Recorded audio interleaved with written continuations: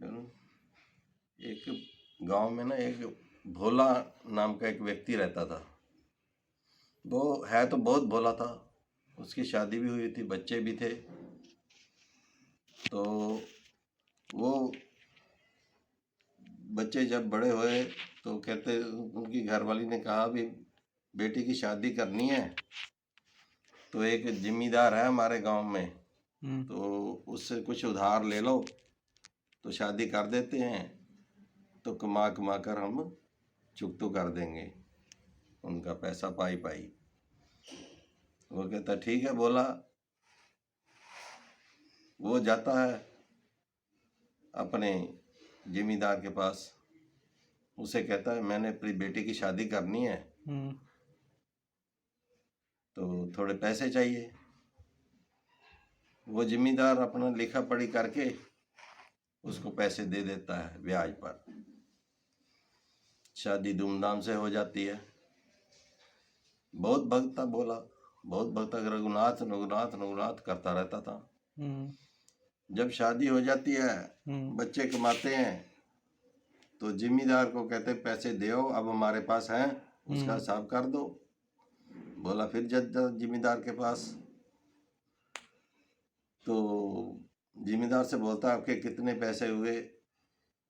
वो कहता मेरे इतने पैसे हुए। उसको सारा हिसाब लगाया उसने, उसके इतने पैसे बना के पर्ची पे लिख के पैसे ले लिए। पैसे ले लिए और पर्ची पकड़ा दी। जब वो जाने लगा, कहते पहले पर्ची पढ़ तो लो, कितना पैसा हुआ। कहता मैंने क्या पढ़नी, मेरे को तो अंगूठा छाप हूँ, मेरे को तो कुछ पढ़ना नहीं आता। कहता तू बैठ जा। बोले जिम्मेदार के मन में लालच आ गया, इसको पढ़ना तो आता ही नहीं है, इसको रसीद देने का भी क्या फायदा, भी इसको साफ चुकतू हो गया। उसके मन में आ गया इससे मैं दोबारा लूँगा पैसे। तो कहता यहाँ बैठ जा, 2 मिनट पर्ची ले आ, अंदर चाय ले आ, मेरी वाइफ ने चाय बनाई, चाय बना के पी ले पहले। वो पर्ची रख देता है वहाँ, वो पर्ची बदल के दे देता है उसको, और ही कुछ भी माड़ा थोड़ा सा लिख के वो दे देता है। कुछ भी नहीं लिखा होता उस पर, जैसे लिख के मार के ना ऐसे दे देता है उसको बोले को।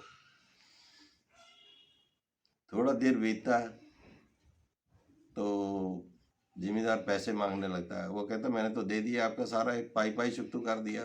कहता नहीं मेरे पास लिखे हुए हैं, रसीद दिखाओ आप। रसीद तो लिखा ही नहीं था कुछ, उसने दिखाया या तो कुछ नहीं लिखा।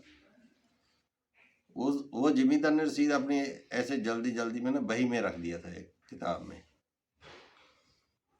तो वो नहीं मानता, बोला मैंने दे दिया। वो केस कर देता है अदालत में। अदालत में जब केस कर देता है तो अदालत में जाता है बोला, कहते तुमने पैसे लिए थे। कहना हाँ लिए थे। कहना दिए दे दिए आपने। कहना हाँ मैं बिल्कुल पाई पाई दिए। कहते आपके पास कोई सबूत है। बोला कहना वो पर्ची थी, वो कहता उस पर तो लिखा ही नहीं इन्होंने कुछ, मैंने साहब चुप तो कर दिया है पूरा। कहना आपके सिवाय कोई और भी था वहाँ। कहना रघुनाथ जाने मैं था या जिम्मेदार था जब दिए थे, तो बस रघुनाथ जाने वो था। जज साहब समझते हैं कोई रघुनाथ आदमी होगा। तो कहता कोई नहीं, अगली तारीख पे डालते हैं आपको। वो अगली तारीख डाल देता है जज। उसमें रघुनाथ का भी समन भेज देते हैं। रघुनाथ का भी समन भेज देते हैं। वो जो समन लेके जाता है पुलिस वाला, तो सारे गांव में पूछता है भाई कोई यहाँ रघुनाथ नाम का कोई आदमी रहता है। वो तो सारे गांव में कोई नहीं रहता था। हाँ कहते लोगों ने ये बताया यहाँ रघुनाथ मंदिर है, यहाँ वहाँ पुजारी एक रहता है। वो कहता वहीं होगा शायद। वो मंदिर में जाता है समन लेकर, तो पुजारी को आवाज मारता है। पुजारी जाते बाहर, तो कहते यहाँ रघुनाथ जी हैं कोई। कहता रघुनाथ जी तो सामने है, मूर्ति लगी हुई थी। कहता ले फिर समन ले लो, ये उनके नाम के समन है। समन ले लिए, साइन कर दिए। फिर जब अगली तारीख पे जाता है बोला, तो जज साहब आवाज मारते हैं, बोला को भी जिम्मेदार को भी, फिर आवाज मारते हैं रघुनाथ हाजिर हो।